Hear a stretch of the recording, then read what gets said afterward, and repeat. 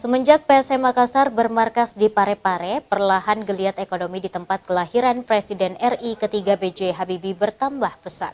Masyarakat Parepare dibanjiri keberkahan dengan kedatangan supporter dari berbagai daerah di Sulsel demi menyaksikan laga kandang PSM di Stadion B.J. Habibie.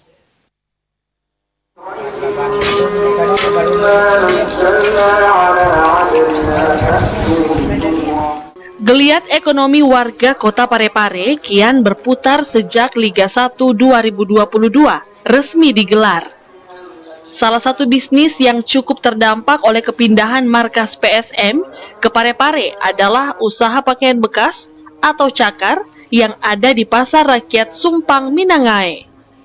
Bisnis cakar tiba-tiba kecipratan berkah sejak pasukan Ramang datang. Setiap PSM bertanding di Stadion B.J. Habibie, biasanya para supporter lebih dulu singgah membeli baju kaos, celana, ataupun sepatu bekas. Salah satu pedagang pakaian bekas, Udin, menuturkan, saat ini terjadi peningkatan penjualan sekitar 50%, beda dengan tahun sebelumnya. Ia mengungkapkan suatu kesyukuran tersendiri bagi penjual pakaian bekas sejak kehadiran PSM di Parepare.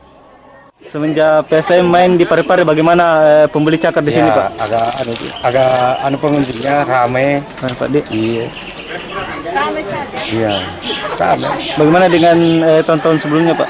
Sebelum mana? Ya, sepi-sepi lah gitu. Semenjak PSM main di Parepare agak banyak, Pak Dik, pembeli cakar.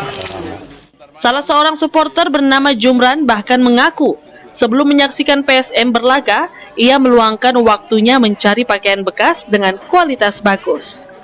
Lagi cari cakar ya? Iya, mau cari jaket merah. Mau dipakai sebentar malam PSM Persebaya. Insya Allah mudah-mudahan kita bisa menang lagi nih.